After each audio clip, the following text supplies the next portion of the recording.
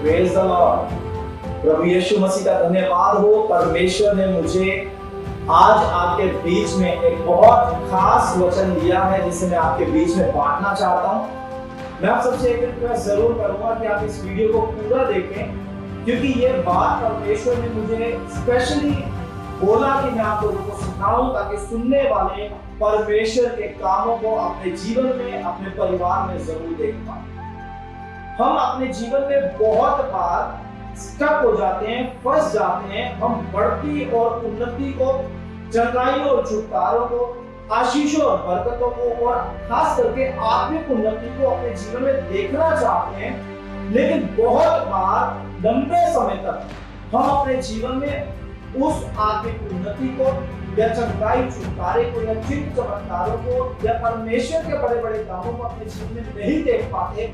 आज मैं इस वीडियो में आपको 3 स्टेप बताने के लिए जा रहा हूं। अगर आप ये 3 स्टेप फॉलो कर लें तो मैं आपको 100% बोल सकता हूं कि तीनों स्टेप फॉलो करने के बाद आप जरूर परमेश्वर के कामों को अपने जीवन में देखेंगे। आमीन।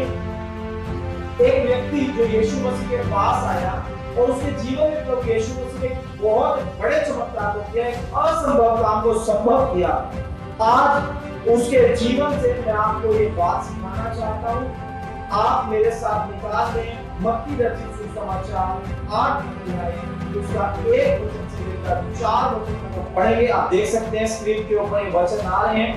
आप इन वचनों को पढ़ें और इस वचन को जब आप पढ़ेंगे तो आप देखेंगे कि यीशु मसीह पहाड़ी उपदेश देने के बाद, यानी हजारों लोगों को परमेश्वर के राज्य की शिक्षा को देने के बाद जब पहाड़ से उतरे तो बाइबल बोलते बहुत बड़ी भीड़ प्रभु यीशु मसीह के साथ हुई।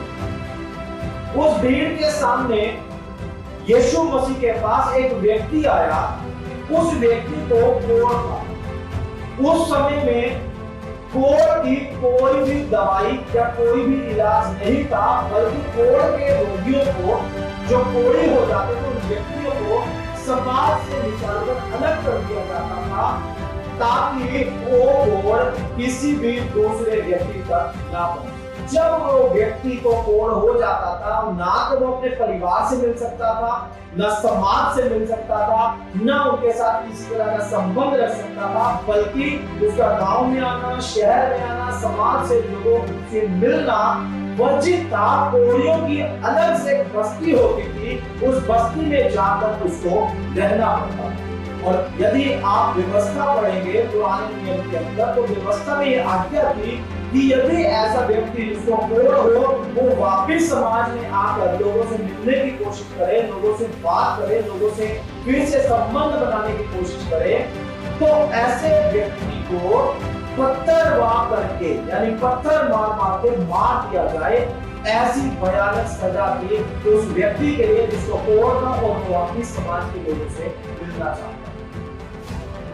आज ये व्यक्ति जो कोढ़ी है, हजारों लोगों की भीड़ के सामने प्रभु यीशु मसीह के पास आ गया और यीशु मसीह से आकर इस व्यक्ति ने बोला, इस व्यक्ति ने पहले यीशु मसीह को प्रणाम किया और यीशु मसीह को कहा, हे प्रभु, यदि तू चाहे तो मुझे शुद्ध कर सकता है।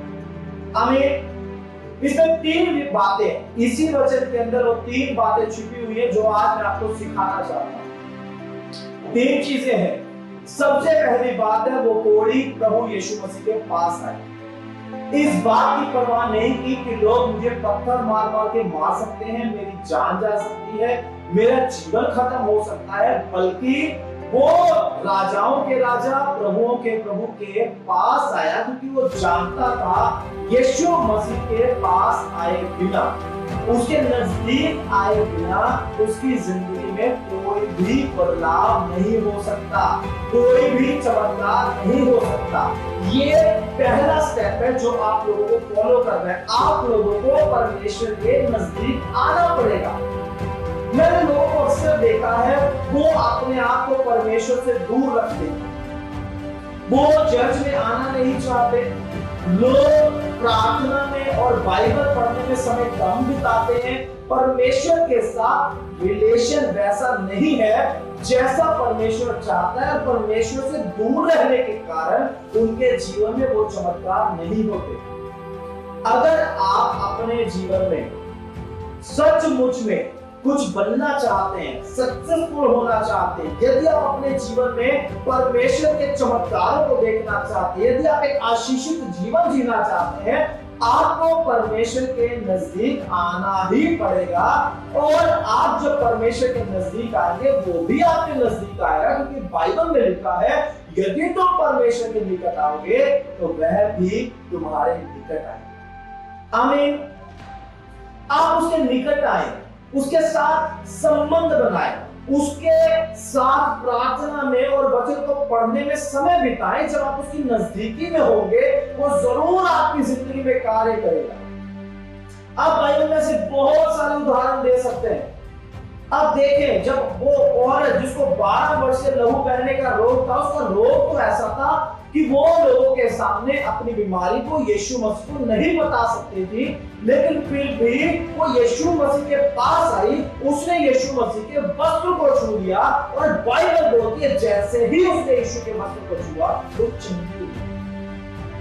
आपको परमेश्वर के नजदीक आना पड़ेगा उसकी सामर्थ को लेने के लिए, उसकी चंगाई और उसके छुटकारों को अपने जीवन में पाने के लिए, ब्लेस्ड लाइफ को जीने के लिए परमेश्वर के नजदीक आना जरूरी है। आप अगर परमेश्वर के नजदीक आओगे आप बहुत सामर्थी, बहुत अभिषिक्त हो जाओगे। चाहे आप परमेश्वर की सेवकाई करते हो, चाहे आप प्रभु के राज्य के लिए कुछ बड़ा करना चाहते हो, चाहे आप अपने घर परिवार में आशीषित जीवन जीना चाहते हो, इन सब बातों के लिए जरूरी है आप परमेश्वर के नजदीक आओ।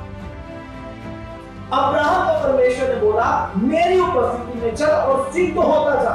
आप अपने जीवन में इस बात को देखें। आप जब पाप से स्ट्रगल करते हैं, मैंने बहुत सारे लोगों को देखा, जो व्यक्ति नशा करता है वो नशा छोड़ना चाहता है, जब भी शाम होती है वो फिर से नशे के आदी है, वो फिर से नशा कर लेता है। सुबह उठ के पश्चाताप करेगा, शाम को फिर से नशा करेगा। ये उसके जिंदगी का सर्कल है।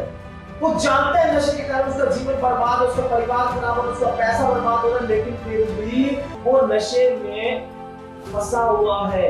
अगर ऐसा व्यक्ति जो व्यभिचार में फंसा हो, जो नशे में फंसा हो, जो गाली देने के पाप में फंसा हो या किसी और पाप में हो, अगर वो व्यक्ति अपने आप को प्रभु की उपस्थिति में ले आए, प्रभु के नजदीक आए, परमेश्वर उसे पाप से जरूर छुड़ाएगा। परमेश्वर भला है, उसकी करुणा सदा की है। वो आपको पाप से निकालेगा, वो आपके जीवन की कमजोरी को दूर करेगा, वो आपके जीवन की बुराई को खत्म करेगा, आपको पवित्र और सिद्ध बनाएगा, क्योंकि बाइबल में लिखा है सिद्ध करने वाले यीशु परमेश्वर की ओर आते हैं। आप अगर परमेश्वर की उपस्थिति में आएंगे आप अपने आप पाप से छुटकारा पा जाएंगे। आप प्रभु के नजदीक आएंगे, आपके रोग, आपकी बीमारियां प्रभु यीशु मसीह के नाम से दूर हो जाएंगी। आप परमेश्वर के नजदीक आएंगे, आपके जीवन की कंफ्यूजन दूर होंगी।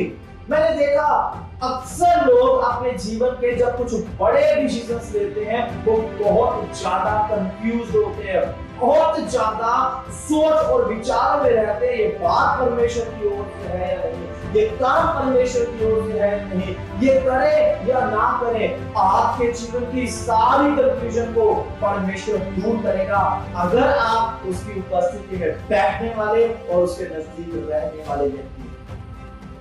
बाइबल में लिखा है उसकी भली भांति और सिद्ध इच्छा अनुभव से मालूम करते रहो। आपका जितना ज्यादा एक्सपीरियंस परमेश्वर के साथ होगा उतना जल्दी आपके जीवन की कंफ्यूजन को परमेश्वर दूर करेगा। आप अगर किसी मुसीबत में फंसे हुए हैं और आप उससे बाहर निकलने का रास्ता नहीं जानते, आप परमेश्वर की उपस्थिति में आ जाएं, आप परमेश्वर के नजदीक आ जाएं, प्रभु उससे बाहर निकलने का रास्ता आपको जरूर दिखाएंगे। आपको एक ऐसा रोग है, आप एक ऐसी बीमारी से बीमार हैं जिसका इलाज करवाने के बाद भी आपको चंगाई नहीं मिल रही, जिसके लिए आप प्रार्थना भी कर रहे हैं लेकिन अभी तक आपको शिफा नहीं मिली, आप इंतजार में हैं। आप परमेश्वर के नजदीक आ जाए, आप परमेश्वर की उपस्थिति में बैठना, परमेश्वर की उपस्थिति में बने रहना शुरू कर दो। मैं आपको 100% बोल सकता हूं, प्रभु यीशु मसीह आपको उस रोग से, उस बीमारी से शिफा पाने का रास्ता जरूर बताएगा। आप जानते हैं, जब दाऊद राजा बना था और फलिस्तीनियों को यह बात पता चली कि शाऊल मारा गया और शाऊल के स्थान पर दाऊद राजा बना, तो फलिस्तीनियों ने एक बड़ी सेना के साथ इस्राएल के ऊपर चढ़ाई कर दी। राजा दाऊद अभी नया नया राजा बना था, उसको शायद अपनी सेना का भी अंदाजा बहुत कम रहा होगा, उसके पास हथियार कितने हैं, उसके पास जवान कितने हैं, उसकी लड़ाई की तैयारी कितनी है, या दुश्मन देश की सेना कितनी है, इन बातों का अंदाजा उसके पास शायद बहुत कम था। उसने इन बातों का अंदाजा लेने की बजाय, बाइबल में लिखा है, वो गढ़ में गया और परमेश्वर से प्रार्थना करके प्रभु की उपस्थिति में बैठकर परमेश्वर से पूछा, परमेश्वर क्या मैं उन पर चढ़ाई करूं, क्या तू उन्हें मेरे हाथ में कर देगा? बाइबल बोलती है परमेश्वर ने जवाब दिया, तू चढ़ाई कर, मैं उन्हें तेरे हाथ में कर दूंगा। दाऊद ने तुरंत उनके ऊपर चढ़ाई की और बाइबल बताती है दाऊद ने उस युद्ध को जीत लिया। उस युद्ध को जीतने के बाद अगली बार कुछ समय के बाद फिर से फलिस्तीन देश की ही सेना ने उससे ज्यादा तैयारी के साथ, उससे बड़ी सेना के साथ, उससे ज्यादा घातक हथियारों के साथ और बड़ी तैयारी के साथ दोबारा से इस्राएल के ऊपर हमला कर दिया। दाऊद ने फिर से परमेश्वर की उपस्थिति में जाकर परमेश्वर से पूछा, प्रभु क्या मैं चढ़ाई करूं, क्या उन्हें मेरे हाथ में कर देगा? परमेश्वर ने उसको जवाब दिया, इस बार मुझे सामने से चढ़ाई नहीं करनी, लेकिन तू घूम कर पीछे से जा, तूत के वृक्षों के पीछे बैठ कर तू इंतजार कर, और जब तुझे सेना के चलने की आहट तेरे आगे चलने की सुनाई दे, तब तू उस पर हमला करना और मैं उस सेना को तेरे हाथ में कर दूंगा। दाऊद ने उस जगह का नाम बाल परासीम रखा, क्योंकि दाऊद बोलता है, यहोवा मेरे शत्रुओं पर जल की धारा के समान टूट पड़ा। जब आप परमेश्वर की उपस्थिति में बैठने वाले व्यक्ति हैं, आपके शत्रुओं को परमेश्वर खुद हैंडल करेगा। आमीन। आपको परमेश्वर की उपस्थिति में बैठना सीखना पड़ेगा।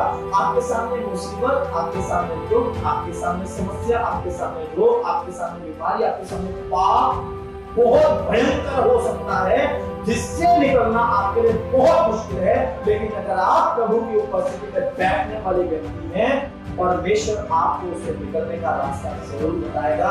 परमेश्वर जरूर आपको छुड़ा लेगा, आपको बचा लेगा, आपको आसान देगा। ये व्यक्ति जो कोढ़ी है, प्रभु के पास आ गया, ये जानता है बिना यीशु के पास आए उसका कोढ़ जाने वाला नहीं। जान की परवाह नहीं की, जान की बाजी लगा दी इसने। आप विरोध का सामना करते हैं, जब आप यीशु पर विश्वास करते हैं, मैं बहुत सारे लोगों को जानता हूं जिनके खुद के परिवार के लोग उनका विरोध करते हैं। बच्चे चर्च में आते हैं, माता पिता विरोध करते हैं, माँ बाप चर्च में आते हैं, बच्चे विरोध करते हैं, पति चर्च में आता है तो पत्नी विरोध करती है, पत्नी चर्च में आती है, पति विरोध करता है। ऐसे बहुत सारे परिवार हैं। लेकिन जब आप इतने विरोध के बावजूद प्रभु की उपस्थिति में संडे चर्च में आते हैं, प्रभु की उपस्थिति में घर में प्रार्थना में बैठते हैं, प्रभु की उपस्थिति में आप बाइबल पढ़ते हैं, ये बातें आपकी जिंदगी को बदल देगी, आपके जीवन को नया। तो सबसे पहली बात जो मैंने आपको सिखाई वो यही है, आपको प्रभु की उपस्थिति में रहना सीखना है, प्रभु के नजदीक आना सीखना है। आमीन। अगर आप मूसा के जीवन को ध्यान से देखोगे, मूसा एक ऐसा व्यक्ति था जो 40 साल की उम्र में मिस्र को छोड़ के भाग गया मिद्यान देश में, और वहां जाकर भेड़ बकरियां चराने लगा। 80 साल का हो चुका था। 80 साल की उम्र में जब वो बूढ़ा हो चुका, जब उसके शरीर में शायद जान बहुत कम हो चुकी है, जब वो व्यक्ति एक साधारण चरवाहा बन के रह गया, ऐसे व्यक्ति को परमेश्वर चुनता है। परमेश्वर बोलता है तू मेरे लोगों को, मेरी प्रजा को फिरौन के हाथ से छुड़ा। हालेलुया। मूसा को परमेश्वर ने खड़ा किया, और जब हम इसके बाद आगे की घटनाओं के बारे में पढ़ते हैं, मूसा ने इस्राएलियों को निकाल लिया, वो सब जंगल में पहुंच गए। मूसा 40 दिन 40 रात सीनै पर्वत पर परमेश्वर की उपस्थिति में बैठा। जब वो बैठा रहा और 40 दिन के बाद जब वो उतर कर आया, उसके मुंह से इतना तेज निकलता था कि इजरायली लोग उसके चेहरे की तरफ भी नहीं देख पा रहे थे। वो सामर्थ उसके जीवन में। आप परमेश्वर की उपस्थिति में रहोगे, आप साधारण नहीं रहोगे, आप असाधारण हो जाओगे, आप सामर्थ्य हो जाओगे, आप अभिषिक्त हो जाओगे, आप बाकियों से बहुत अलग, बहुत डिफरेंट हो जाओगे। एक चरवाहा जो मूसा है, उसको परमेश्वर ने लाखों लोगों का अगुवा बनाकर खड़ा कर दिया, एक लीडर बनाकर खड़ा कर दिया। आप परमेश्वर की उपस्थिति में रहने वाले हैं, आप बहुत बड़ा काम करें, आप खुदा की बहुत बड़ी योजना का हिस्सा बन जाएंगे। आप परमेश्वर की बहुत बड़ी महिमा को अपने जीवन में देख पाएंगे। आज आपको इतना ही बोलना चाहता हूं, जो पहला स्टेप है, आपको परमेश्वर के नजदीक उसकी उपस्थिति में रहना सीखें। हालेलुया। दूसरा, जो व्यक्ति यीशु के पास आया, दिखा उसने प्रभु यीशु मसीह को प्रणाम किया, अपने आप को उस व्यक्ति ने हम्बल कर लिया, नम्र कर लिया। आप परमेश्वर की उपस्थिति में रहने वाले व्यक्ति हैं, क्या आप अपने आप को नम्र रखते हैं? अगर हम्बलनेस की डेफिनेशन को आप देखोगे, ध्यान से पढ़ोगे, हम्बलनेस क्या है, नम्रता क्या है, तो नम्रता का असली मतलब है आप अपने आप को दूसरों से श्रेष्ठ, दूसरों से अच्छा नहीं समझेंगे और दूसरों को अपने आप से तुच्छ, निकम्मा या बेकार नहीं समझेंगे। यही है नम्रता का मतलब। लेकिन नम्र होना बहुत मुश्किल है। आप अपने जीवन में कितने नम्र व्यक्ति हैं? आप जितने नम्र हैं, आप उतने नम्र। मूसा के बारे में परमेश्वर जानते क्या बोलता है? परमेश्वर खुद मूसा की गवाही देता है कि पृथ्वी भर के सब मनुष्यों से अधिक मूसा नम्र है। उसकी नम्रता किस समय में है जानते हैं आप? वो व्यक्ति उस समय नम्र है जब वो व्यक्ति लाखों लोगों के ऊपर लीडर है, जब उसका एक बहुत बड़ा पद है, जब वो व्यक्ति बहुत बड़ी अथॉरिटी के साथ है और जब उस व्यक्ति को परमेश्वर इस्तेमाल कर रहा है, जब वो व्यक्ति लोगों को आज्ञा देता है, लोग उसकी आज्ञा मानते हैं, जब वो व्यक्ति लाठी मारता है तो चट्टान के अंदर से पानी निकल आता है, जब वो लाठी उठाता है तो लाल समुद्र तक जो पार हो जाता है। ऐसा सामर्थ्य और अभिषिक्त व्यक्ति इतना नम्र है कि परमेश्वर उसकी गवाही देता है कि मूसा पृथ्वी पर के सब मनुष्यों से भी नम्र है। ये सीक्रेट है। आपके जीवन में घमंड नहीं होना चाहिए। आप दूसरों को तुच्छ ना समझें, आप दूसरों को बेकार ना समझें, आप दूसरों को निकम्मा ना समझें, अपने आप को दूसरों से श्रेष्ठ ना समझें, हमेशा नम्र रहे, अपने आप को छोटा बनाकर रखें। दूसरों के अंदर कमियां देखने की बजाय दूसरे लोगों की क्वालिटीज को देखना शुरू करें। इस दुनिया में कोई भी व्यक्ति हो, उसमें कमियां हैं, लेकिन हर व्यक्ति के अंदर खूबियां भी, हर व्यक्ति के अंदर कुछ अच्छी बातें भी हैं। आप उसकी बुरी बातों को छोड़ के, उनको इग्नोर करके अगर अच्छी बातों को देखना शुरू करोगे, उनको अप्रिशिएट करोगे, तो परमेश्वर आपको देखेगा कि आप बहुत नम्र हैं। और नम्रता के कारण परमेश्वर आपको बहुत आशीषित करेगा। बाइबल में यीशु मसीह ने बोला, धन्य है वे जो नम्र हैं, क्योंकि वे पृथ्वी के अधिकारी होंगे। और चलते पृथ्वी के अधिकारी होने का मतलब इस पृथ्वी पर जितनी वस्तुएं हैं उन सब के ऊपर आपको अधिकार मिलेगा। आप स्ट्रगल करते हैं पैसे के लिए, स्ट्रगल करते हैं सोने चांदी के लिए, स्ट्रगल करते हैं मकान बनाने के लिए। मैं आपको बोल रहा हूँ, अगर आप अपने आप को नम्र कर रहे हैं, अपने आप को परमेश्वर के सामने छोटा बनाए, दूसरे मनुष्यों से अपने आप को श्रेष्ठ ना समझे, साधारण नम्रता के साथ जीवन को जीने वाले हो। इस पृथ्वी के ऊपर जो भी सुख सुविधाओं के लिए परमेश्वर ने बनाया है वो सब आपके अधिकार में होगा, वो सब कुछ परमेश्वर आपको जरूर देगा। अपने आप को नम्र करना पड़ेगा। इस कोढ़ी को नम्रता की जरूरत थी। इस कोढ़ी ने अपने आप को नम्र किया, आकर यीशु मसीह के पैरों में गिरा, यीशु को प्रणाम कर दिया। अपने आप को नम्र करें, ना तो धार्मिकता का घमंड हो, ना आपके क्वालिफिकेशन का, ना आपके रुपए पैसे का, और ना ही आपके जीवन की पवित्रता। अगर आप पवित्र और अच्छा जीवन जीते हैं, ये परमेश्वर के अनुग्रह के कारण। अगर आपके पास बहुत पैसा है तो वो परमेश्वर की आशीष के कारण है। अगर आप दिखने में बहुत सुंदर है तो परमेश्वर ने आपको ऐसा बनाया।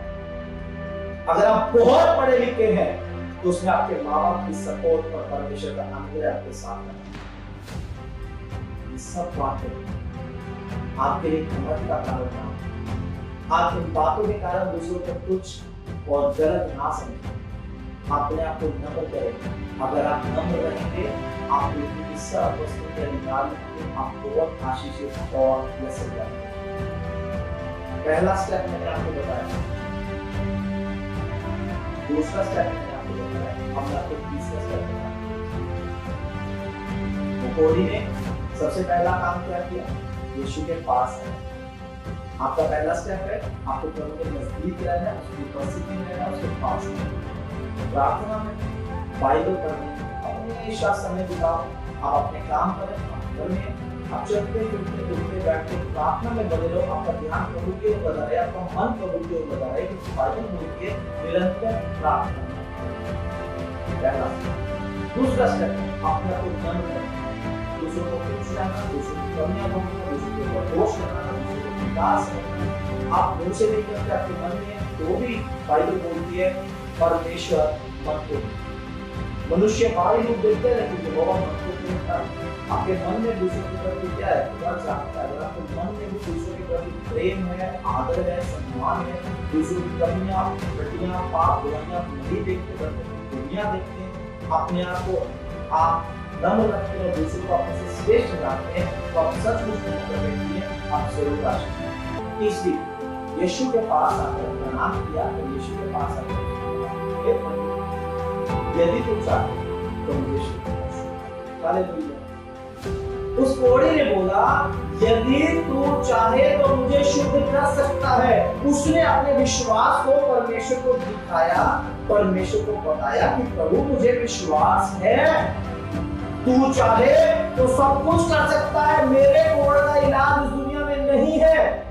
कोई वैद्य, कोई हकीम मुझे चंगा करने वाला नहीं, कोई जड़ी बूटी, कोई दवाई मुझे शिफा नहीं दे सकती, लेकिन मैं जानता हूं यदि तू चाहे तो मुझे चंगा कर सकता। इसके बाद आपका विश्वास आपको परमेश्वर को दिखाना पड़ेगा।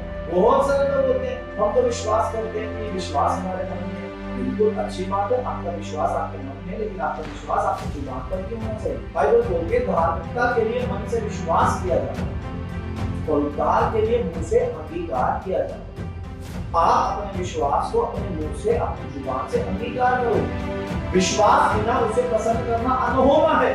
विश्वास नहीं रखेंगे तो चमत्कार होने वाला नहीं है, लेकिन उस विश्वास को आपको परमेश्वर को दिखाना भी पड़ेगा।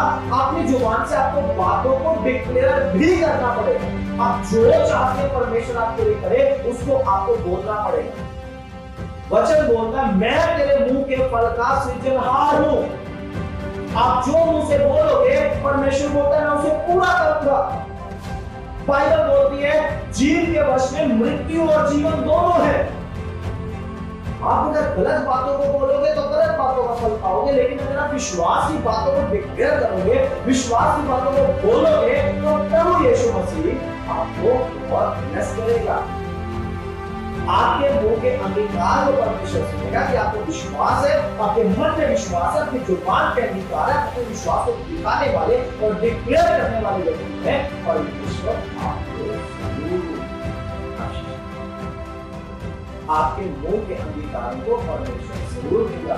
एक उदाहरण देता हूं आपको बाइबल में। जब बाइबल में दाऊद और गोलियत का युद्ध होना था, उस युद्ध के होने से पहले के हालात ये थे कि गोलियत को देखकर इस्राएल की सेना में से एक भी व्यक्ति गोलियत से युद्ध करने के लिए तैयार नहीं था, क्योंकि उनमें से कोई व्यक्ति ऐसा था ही नहीं जिसका विश्वास परमेश्वर के ऊपर। हर व्यक्ति अपने दिलदोर को और अपने युद्ध कौशल को देख रहा था और सामने गोलियत के दिलदोर को और गोलियत के हथियारों और उसके युद्ध कौशल को देख रहा था, इसलिए सारे घबरा रहे थे।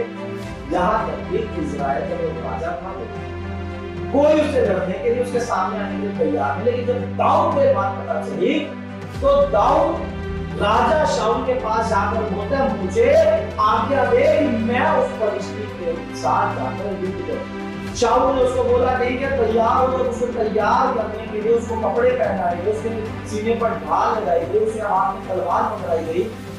दाऊद की उम्र बहुत छोटी थी, कद बहुत छोटा था और वो सब कुछ इतना भारी था कि उसको लेने के बाद दाऊद से चलना भी मुश्किल था।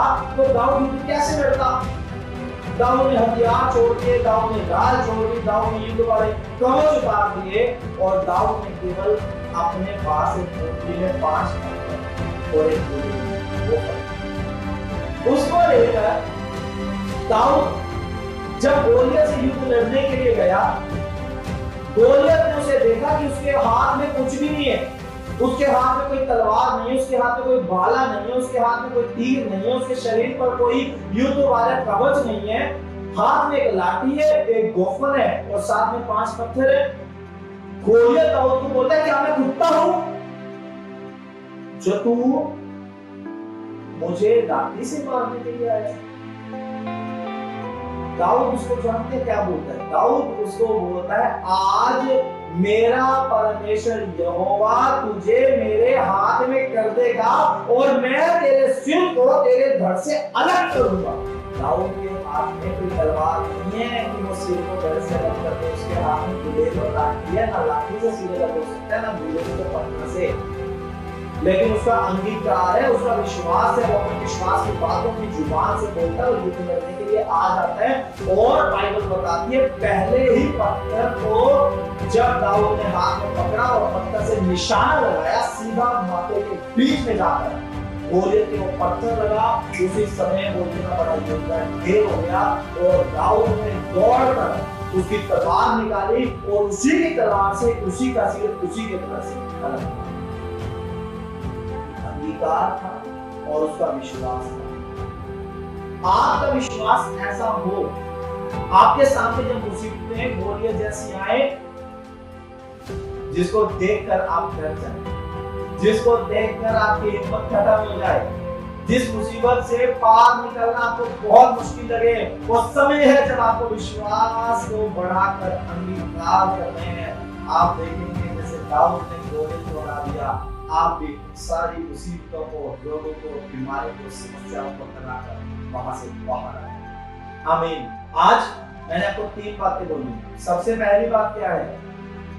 आपको परमेश्वर की उपस्थिति में नजदीक आना है। दूसरी बात मैंने आपको समझाई है, आपको प्रभु के सामने नम्र होना है, लोगों के सामने नम्र रहना है। और तीसरी बात मैंने आपको बताई है, आपके मन में विश्वास होना चाहिए और विश्वास को आपको दिखाना है।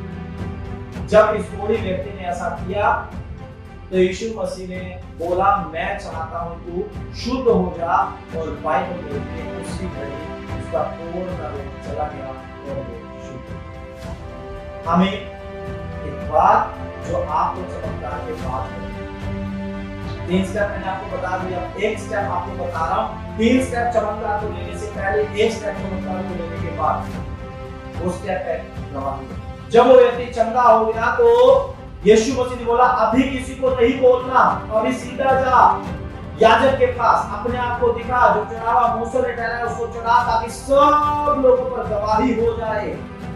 प्रभु यीशु मसीह चाहते हैं आप चमत्कार के बाद गवाही दें, आप परमेश्वर की महिमा करें। आप जानते हैं परमेश्वर हमारी जिंदगी में चमत्कार नहीं करता, परमेश्वर में चमत्कार नहीं करता, परमेश्वर में छुटकारा नहीं देता, परमेश्वर में ब्लेस नहीं करता, क्योंकि परमेश्वर अपनी महिमा को हमारे जीवन से लेना चाहता है। उसने मनुष्य को रचा ही इसलिए है कि मनुष्य उसकी महिमा करे।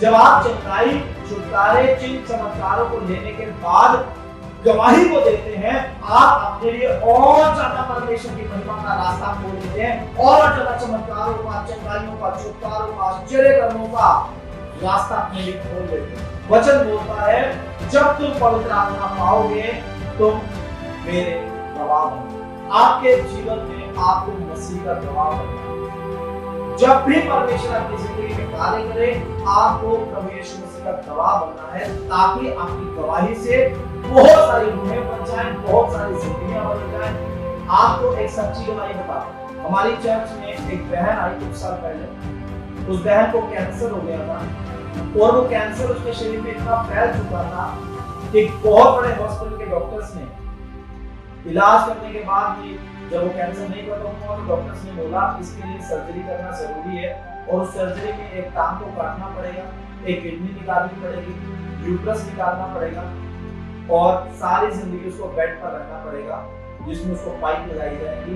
अगर वो ऐसा नहीं करती तो उसके पास केवल 2.5 महीने है, 2.5 महीने के बाद वो नहीं कर सकती। उस बहन को किसी ने यीशु मसीह के बारे में बताया, उस बहन को चर्च में लेकर आया गया। जब वो चर्च में आई, उसके लिए प्रार्थना हुई।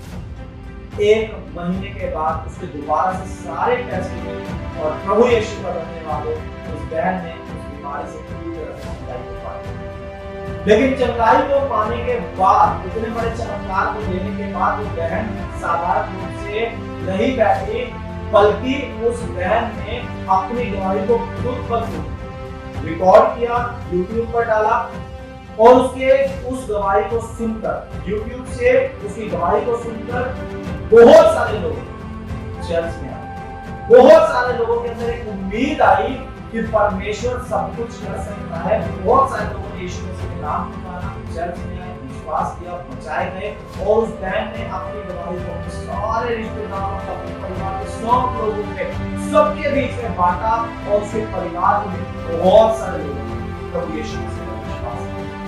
और फिर उन लोगों के जीवन में, उनके परिवार में भी प्रभु यीशु मसीह ने बड़े बड़े चमत्कार। आपकी जिंदगी में भी आप प्रभु यीशु मसीह के लिए ऐसे बन सकते हैं। आप एक ऐसे व्यक्ति बन सकते हैं जिसके द्वारा अन्य जाति बचाए जाए, जिसके द्वारा प्रभु के नाम की महिमा बहुत सारे लोगों के बीच में हो। आप एक ऐसे व्यक्ति बन सकते हैं जिसके द्वारा बहुत सारे लोग मन फिराले और बहुत के जिंदगी।